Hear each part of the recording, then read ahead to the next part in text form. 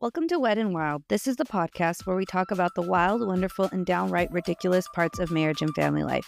We are the Smiths, a married couple who's surviving love, kids, and each other. Welcome back, everybody.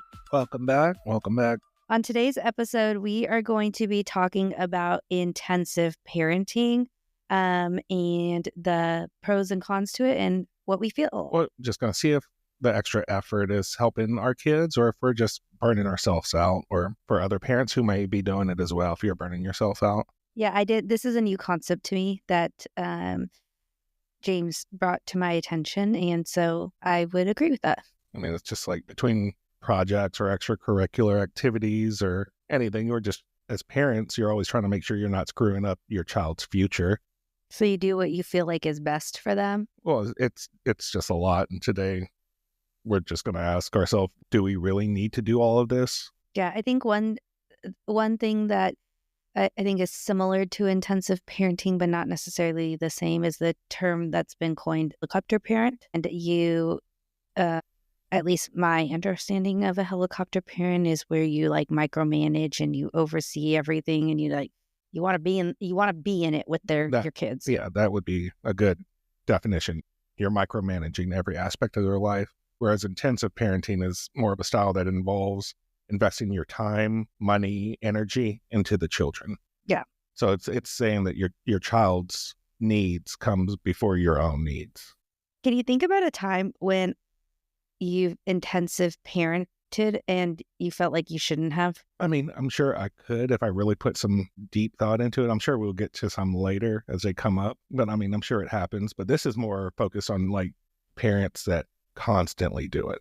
Like you have to have that healthy balance between your own needs and your children's needs. Well, and I think that's something that parents struggle with, and at least I myself as a mother struggle with, because there's like a reality of mom guilt and like having to balance Okay, then time and let me ask you, when's the last time that you felt like you were doing too much as a parent? Like one of those where you're like, why am I staying up until midnight making cupcakes? Not saying that you ever stayed up till midnight making cupcakes, but that's just an example. I mean, I can give examples as little like financial examples, and this is the one that like pops into my brain is the book fair. And like the kids are the girls recently experienced their first book fair at school, and I came home and they had the flyers, and they don't know what a book fair is. They've never been a part of a book fair, and I looked at you and I said, these books are mad expensive and I'm not sending any money for them to do the book fair. And so in that moment, I chose not to figure out how to set up the e-wallet. I chose not to invest my time in figuring out how to make sure they had the right money to do what they need to.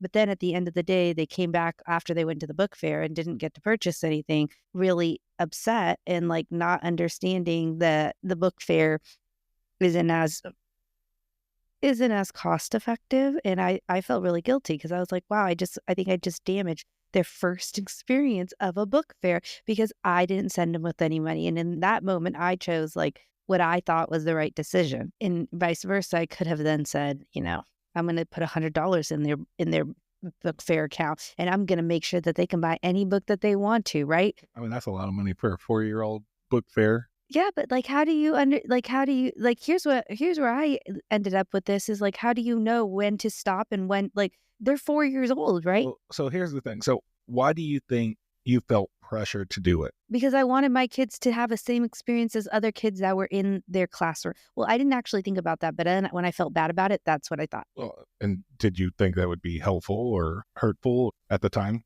Well, when I first made the decision, no. But after, when they came home and they were really upset about it, I was like, well, fuck, I fucked up. Like I've damaged them. I felt bad. I was gonna offer to go take them to the store to buy them some books because I felt so bad that they did not get to experience what they, again, they're 4 years old, but think about in their ideal.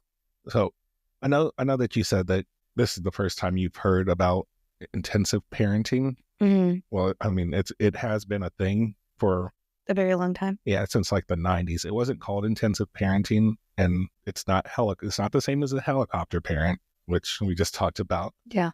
But it's initially was like a 90s thing, and it was called intensive mothering. But I mean, obviously over the years, there's more than just a mom who's a parent, and both parents, mom and dad, will go through this phase.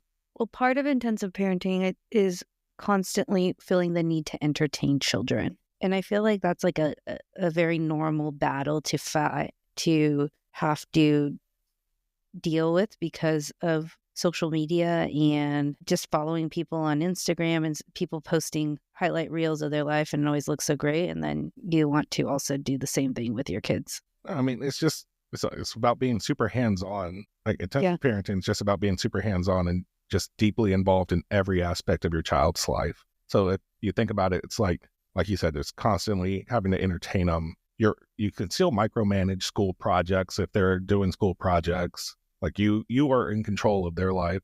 You're overscheduling their lives, and then basically just you're living for your kids 24/7. Which that in my opinion can't be good for yourself if you're in a marriage, your marriage, I mean, and then like ultimately I think your relationship with your kids. I mean, not just your kids; it's going to be with the spouse as well, because you're overworking yourself for the sake of your kids. I mean, that's not healthy long term for you. Or Well, I'm not saying you. I'm saying you as like yeah, general, not or not you. the children for that matter. Like in my own opinion, I don't feel like that is healthy for but how would you set up like you've got to figure out how to set up But boundaries for yourself. I mean, so from the outside looking in, I guess it sounds good because like who doesn't want to be there for their kids? Because that's what it sounds like, right?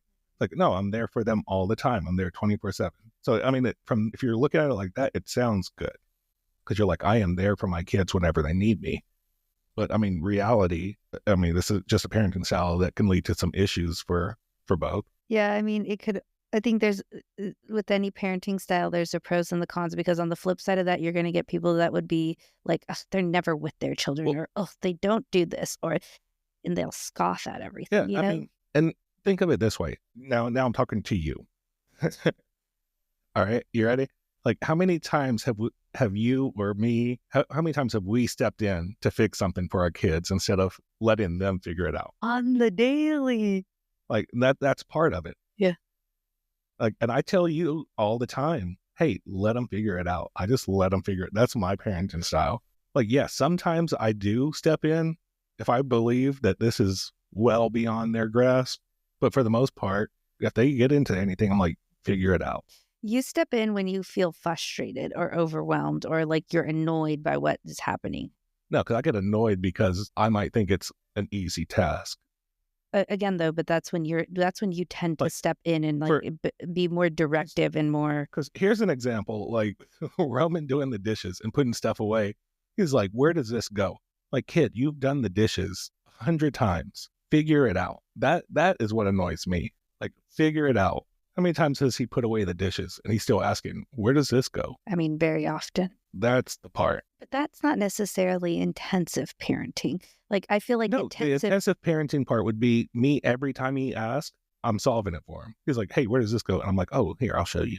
No, I've shown him before. So it's something that now I expect, not for me to give the answer every time. is the hope that when you don't, and I'm asking this knowing the answer, Well, but like and just let me say that the example I'm giving isn't like a big example. no, but It's still, I'm just relating that to this situation. I even like I mean I'll use an example of even something that happens like that is school related or like kids don't turn in their homework or they forgot something in their backpack, rushing to go and take the thing to them to school to make sure that they have the item or I think once in a while is okay, but to do it every single time is like I mean, rushing to save them, right? we've had examples of that all the time too. When the kids they say they forgot something and they need it for their practice. And yeah, you're like, I'm not taking it. Yeah, like Phoenix football practice. I forgot my shoes. He wore I think Crocs, but they needed tennis shoes. I was like, sucks, bro. Like I'm not helping you. Like this is part of responsibility. Yeah, because I think at a certain age, if you continue if you don't allow kids to flounder, then they don't build the skill set that they need ultimately No, in different challenges in their lives. I would build a social challenge because if you're not letting them fail, they're gonna think as they're growing up that they're entitled all the time. Like, oh, it's not going my way, so I'm gonna have a bad mood about this because they're not used to it.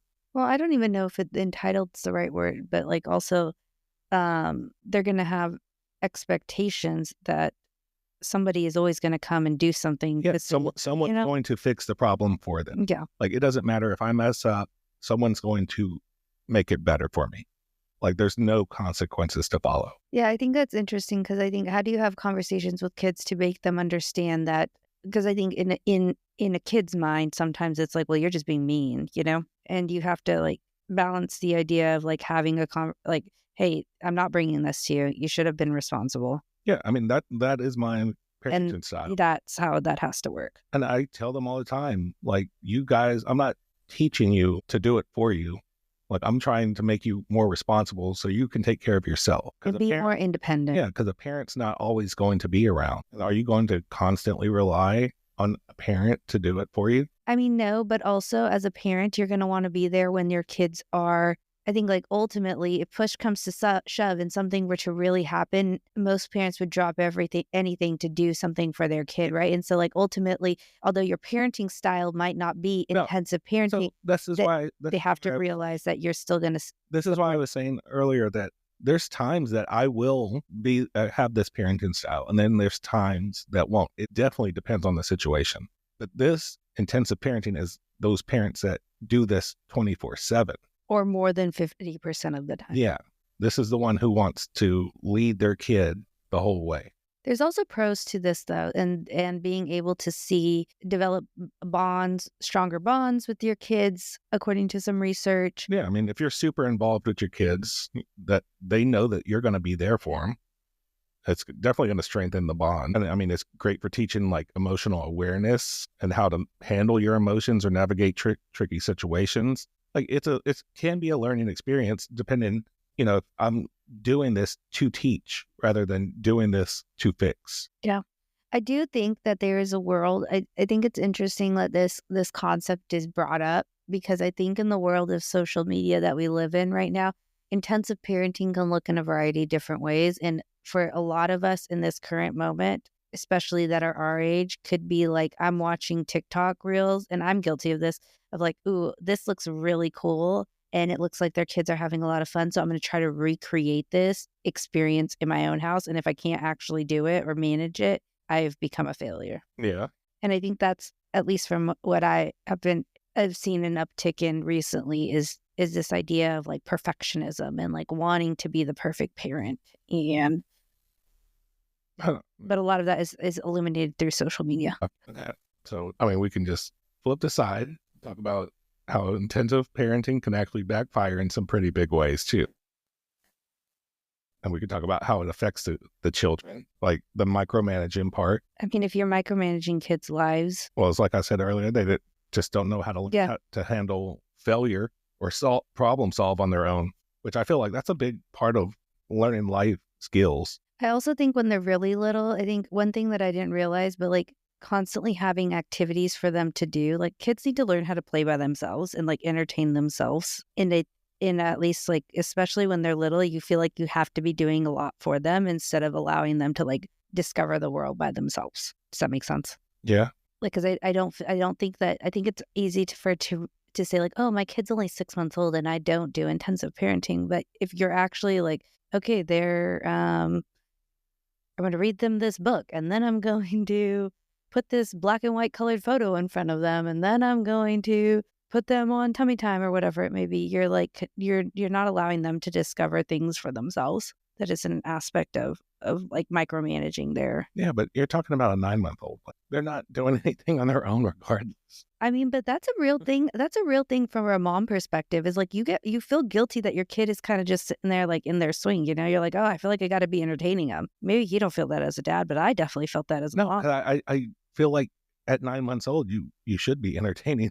You should be socializing with your child. Obviously not. You don't. 9-month-old, you do want to helicopter. You do want to intensive parent. You want to.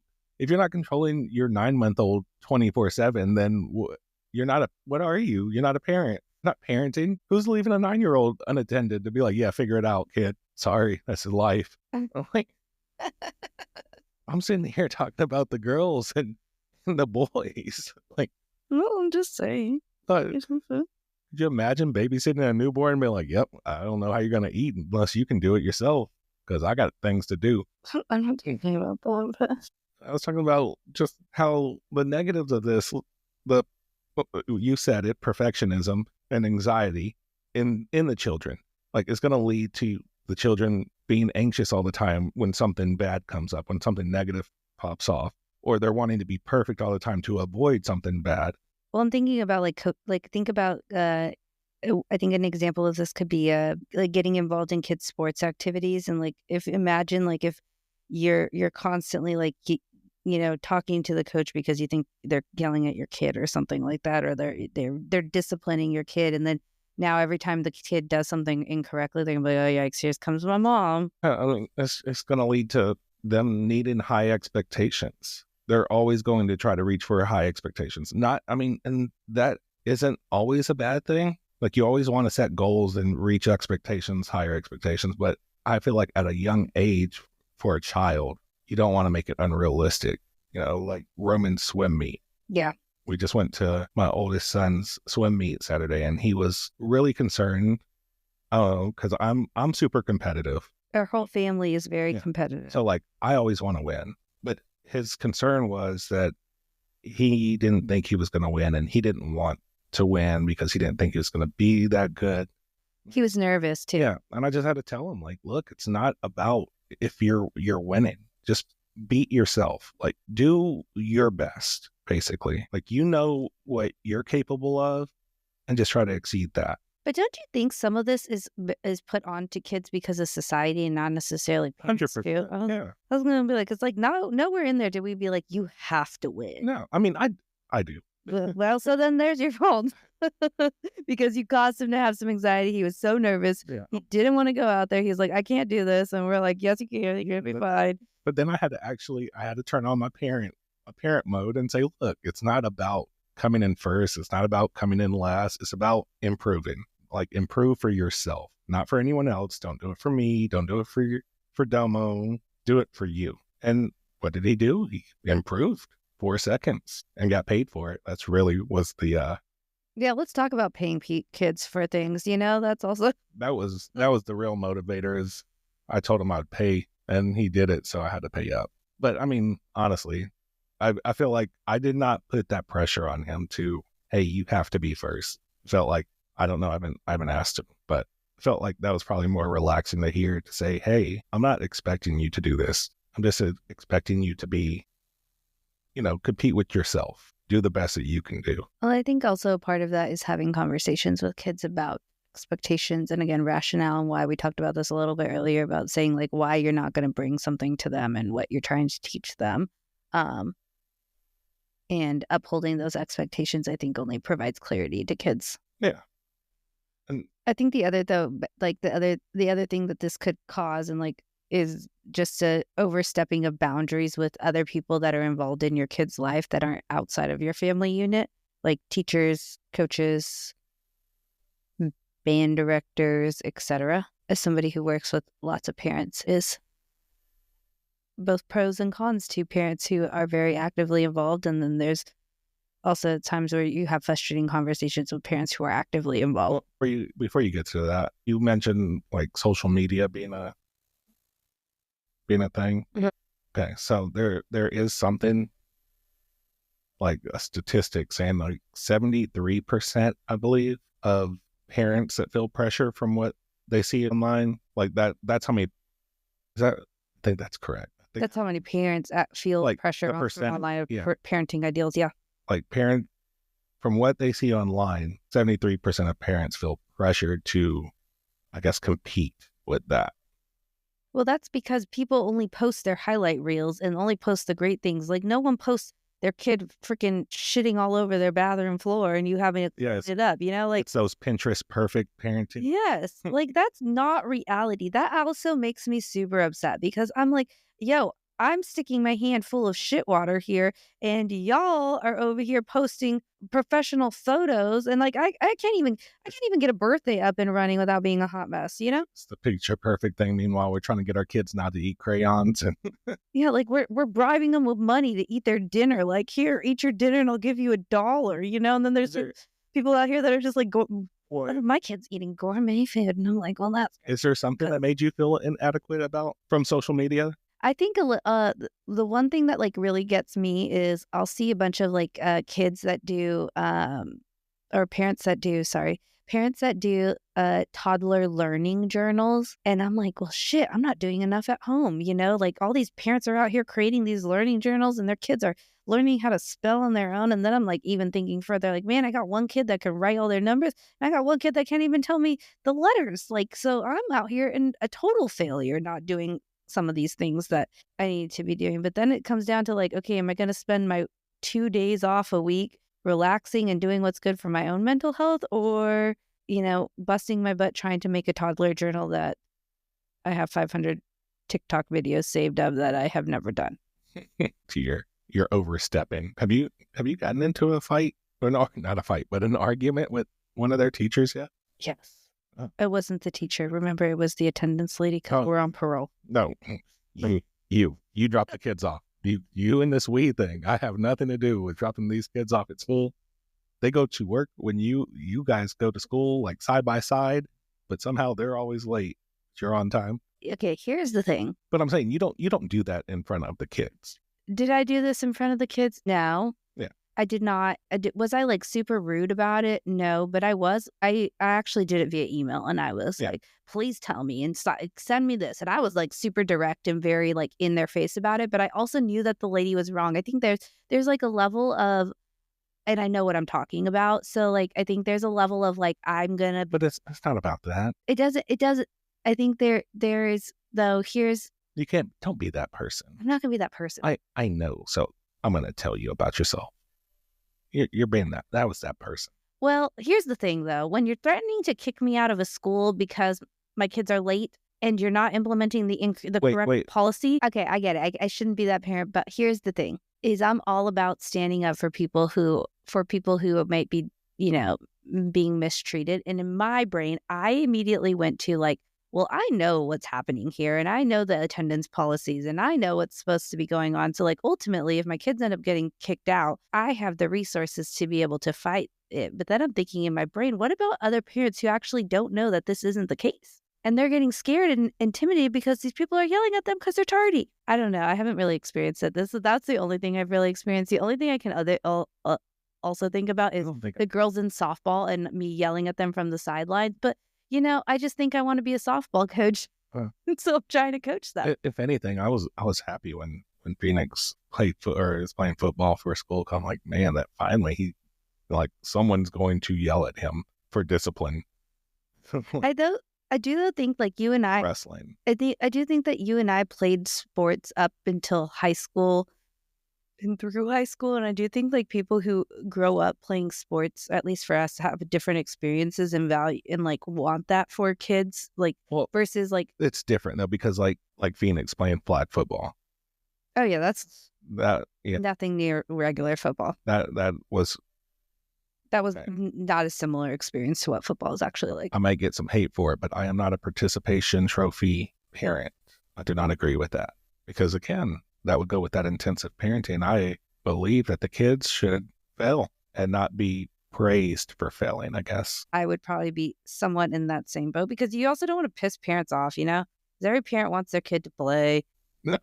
Well, not you, but if you're not good, don't play. But that's not that's your own perspective. That's not necessarily other people's perspective. I'm not gonna say put my son in, even though I know he's trash, so we can lose this game. No. Let him get good. Like if Ava and Sophie suck, like take them out of the game. What are we doing? They are bad. That is my style. Which is not intensive parenting, because intensive parenting would be like going up to the coach and being. They couldn't have me as their coach because if they were bad, they're getting benched. You're not getting no coach's child treatment. That's not how that's going to work. I want to win. That's why I said I'm super competitive. I want to win. If you are not playing good, you can find yourself on the bench. So anyways, what? I think one thing I think I'm taking out of this conversation is that I do think that in order for your parenting style to work for your needs, I think a couple things have to be true. And I don't know if you would agree with me, but like, I think one, although prioritization of your kids and their and their well-being and bringing them up and raising them is a priority, you also have to simultaneously prioritize your own mental health and well-being. So my question to you then is, why is this happening? Like, why do so many parents feel they need to parent this way? I think a lot of Like, them, I have my reason. I think it has to do in part to perfectionism, maybe how they grew up and whether they want to replicate or not replicate parenting styles that they've experienced in the past, I think could be a Have you reason. ever like had this parenting style, like in any part of your life, like growing up? Have you witnessed it at students in school, anything? Oh, yeah. You've witnessed this Mhm. where they just want to control their child 24/7. Mhm. Yeah. And yeah, I have. And sometimes, again, it could be very frustrating and sometimes it could be very I, helpful. I like to stay in my lane. I don't notice other people and how they parent. I stay in my lane. But no, I think people do it because of fear. Fear of what? Failure? I mean, just that everything's more competitive now. So you always want your child. Everyone wants their child to be the best. Everyone thinks that their own child is the smartest, the fastest, they're the greatest kid ever, right? Mm-hmm. Have you met a parent who's like, yeah, my kid's dumb? No, everyone's kid is the smartest, the best looking, the funniest. They're everything, right? We say that about our own kids. Yeah, I mean, we said, oh Yeah. my God, she's so freaking smart, you know? Like, she's a genius. Yeah, of course we're going to say that. But it's competitive. Like, you want to prove that your kid really is the smartest, really is the prettiest, really is this or that. So I feel like it's fear that if your kid isn't that, It's a then that judgment on makes you. yeah, it reflects you as a parent. Like, oh, their kid can't read. Like, oh, what is their parents doing with them? Like, everyone's judging parent. Yeah, that is. They're not judging the kid. Yeah, there's a lot of like questions that immediately go to the parents, right? Yeah, and you want to give your child every advantage. And if you're not, then you're failing as a parent. I'm not saying that people are failing. I'm just saying I feel like that's what causes it. Yeah, and I think I would agree with that, at least from my own perspective, because I want to, And then I don't want to fail as a parent or feel like I failed as a parent or and then anyway. if they aren't, let's say like Ava isn't the smartest, then as a parent, are you not going to feel like now you're not doing everything that you can to make her smart? Like you Yeah. should be able to do more then. Like, Yeah. oh, she's not as smart as I thought she was. So Yeah, so let me like work with her on this Yeah. and try to get her to where she needs to be. Yeah. Yeah. Or let me put her in an extra class, or let me do something with her. Yeah, to make her do. Yeah. And that's my thought on why people do it. I feel like that's the way of the world. And again, social media. It plays a big role in it. Because that Pinterest social media is like, oh, their kids like that. Why do you keep saying Pinterest? First of all, Because you have I don't- you have a Pinterest. okay, I don't even know the last time I've opened that app. So like No. nobody uses Pinterest anymore. You've Like written let's say so like much stuff off of Instagram- Pinterest. Instagram and TikTok is the new thing. Let's not talk about Pinterest. What's on Instagram? I feel like Instagram is the older people. Instagram is just like the highlights of what is happening from everybody's perspective. And But- some people but- put the shitty things on there and some people put only great things. Pinterest perfect sounds better than TikTok perfect or Instagram perfect. It's PP. Yeah. Yeah. PP. I'd agree. I think a couple of things that people could do to like help foster a healthier parenting styles is to continue to allow kids to be able to embrace challenges in any aspect of their life. Would you agree with that? What? Like they need to allow their kids to flounder, to like have problems and Let them fail. and let them figure it out. Let your kid fail. I mean, don't put them in a you're gonna fail situation, but let them figure it out. Yeah, and I think like be there to support them when they do, and like or like talk them through it when they need help, and then celebrate them when they're able. Use it as a teaching lesson. Like I said, you can show them, fix it for them the first time, and be like, look, this happens again. You know what to do. Yeah. But let them fail. Let them think about it. They might hate you for a couple days, but they'll get over it. Or if they're 4, they'll hate you for 5 minutes, and then you'll be back to being their best friend. Don't worry. So, how do you find a balance then that's healthy for everyone? I don't know. you- I'm not the right person to ask that question because I feel like I don't have a balance in my life, and that is something I Okay. currently struggle with. I do feel like you're an intensive parent. Yeah, I don't have a balance. I feel like that's why I lose my shit on people, because I get so mentally overloaded and overstimulated that I cannot figure out how to balance it. Well, I mean, one could be self-care. Have self-care be your priority. That does help. I think I've been working out at least 2 days a week right now. And that, even if it's 15 minutes, it has helped a little bit. What's the saying? Like, I forget this is saying, I don't know. You can't pour from an empty cup. Yeah. Yeah. Like if you're drained, what are you giving to the kids? You're giving nothing. Like there's times where I'm like, please just like, let's just get through the night. You know, like I am done. Spent. And it could be anything. You could do hobbies. We could have date nights or just a moment to breathe, including you going to get your nails done like you did when you went to go get your nails done. Like that's still self-care. Yeah, I think it's like and I don't know if other people experience this, but I feel like there's seldom times where I have time alone. Like in the span of a week, I can count on 2 hands how many hours I have alone outside of work. Like I'm never by myself. And so I feel like a part of figuring out self-care is also just figuring out like, when can I take 20 minutes by myself, you know? So you want to know what I do? Besides, that's not the shower, because that is not self-care. You want to know something helpful for me? What? It's good enough parenting. Well, like I did good enough. We're all right. We're surviving. Yeah, good enough parenting. Like, not about being perfect. Just like I don't have to control everything. I just have to be present. You know, that's good enough. Like I am here. I'm here at this given moment. Yeah, like we can use the swimming for instance. Like I was there. I was supportive. That's good enough. That's all you need. So everything else you got to figure out.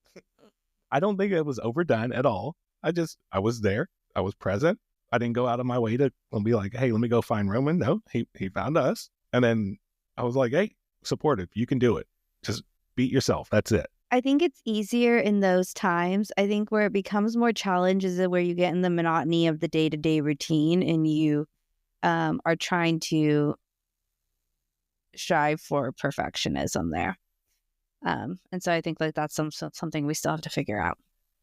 Yeah, I mean, I just feel like if you're feeling the pressure to do it all, just remember that you're already doing enough. And remember that there's others that are also fucking up, aka us. You're not alone.